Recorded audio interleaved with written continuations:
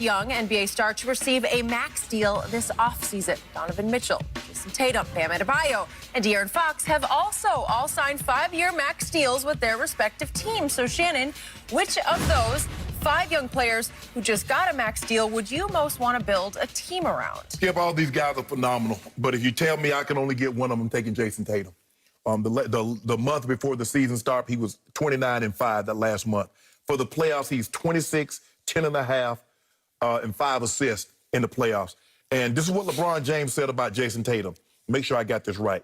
A technician offensively, an absolute problem after he dropped that 41 on him on that Sunday. But LeBron had to say, come on now, cuz. you know what time it is. Skip, he's 22. Skip, I mean, you watched him in the playoffs. He's getting better and better and better.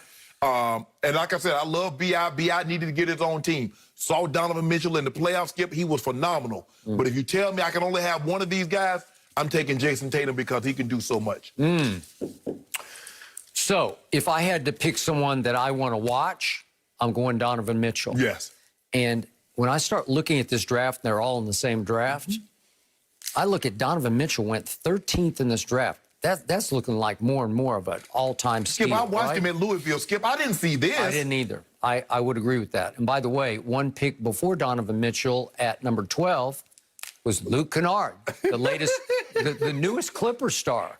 And he's starting to live up to his 12th pick in the draft. What did Michael Jordan pick in that draft? Who he get? The who? Michael Jordan. I don't know. I'd have to find. That's a good point. Where is Charlotte? I'll find it in a second.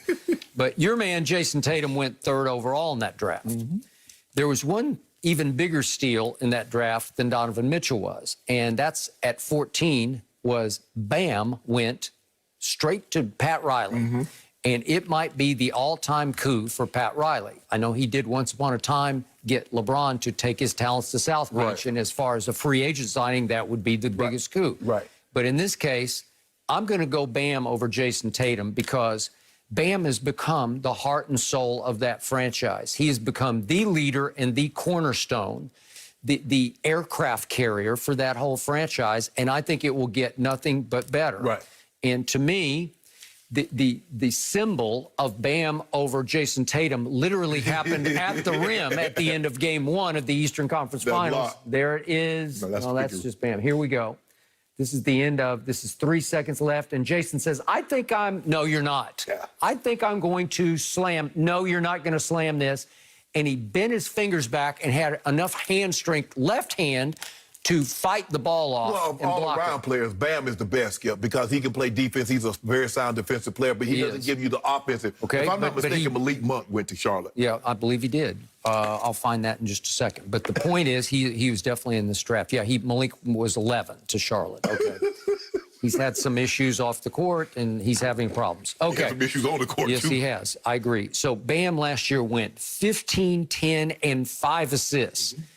Nobody put up those kind of numbers this side of Giannis, So, and that's the first time any Heat player in the history of the Heat has put up those kind of 15, 10, and 5. So, again, to me, biggest picture, I'm going to take Bam as the leader of the franchise because, listen, Jason impressed me through the year, but when he got to the Eastern Conference Finals, he struggled from 3. He shot 31% from 3. He struggled, remember, in Game 6, which became the closeout game, he had a rough time. He got hot later. He started cooking. He got off to a horrendous start, and he wound up 9 of 26 from the field, which wasn't quite good enough to get them home to a Game 7. Yeah, but, Skip, I'm still taking this kid. This kid, offensively, he can do it. He can do it. Brandon Ingram shows, Skip, and I think that's the thing that's hurting Kuzma. Because Kuzma see what these guys are doing on their own. But you and I both know B.I.'s not doing this with A.D. and LeBron. Jason Tatum's not doing this with A.D. and LeBron. Donovan Mitchell's not doing this with A.D. and LeBron. Bam, he might, because Bam is really not, trying to go out there and get 20 points. So he still might be able to put up numbers. But you have to look at your situation and says, okay, look where I'm at and look where they're at. They have their own team, so they're going to get more points offensively.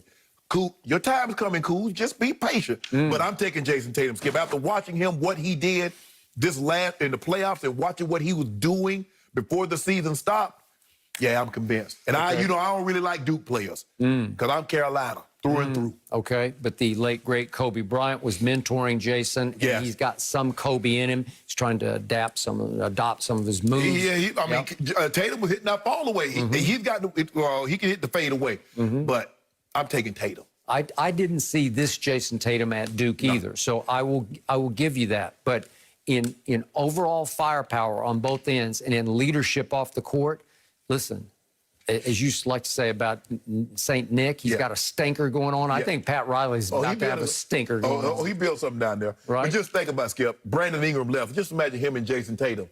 If they stay another year, but get Zion coming up in that thing. At Duke. Yeah, Duke. Yeah. Oh. Firepower. But this draft, it was hit and miss because Markelle Fultz, I'm not sure if he's ever going to live up as the #1 overall. Still, jury's still out about Lonzo. I think he can still be great. Yeah, but he's still, even if he is great, will he be better than Tatum? Will he be better than Donovan Mitchell, even if he gets better? And then it starts to miss a little bit. Josh Jackson, then De'Aaron Fox back up. Yeah. Jonathan Isaac's been okay. Lauri Markkanen's been hurt. Yeah, but when he was healthy, Yeah. Skip, he's been cooking. Neil Aquina, I don't know. It's another Knick pick. And now with the Knicks is Dennis Smith, right? Yeah, no. Okay, good stuff, guys.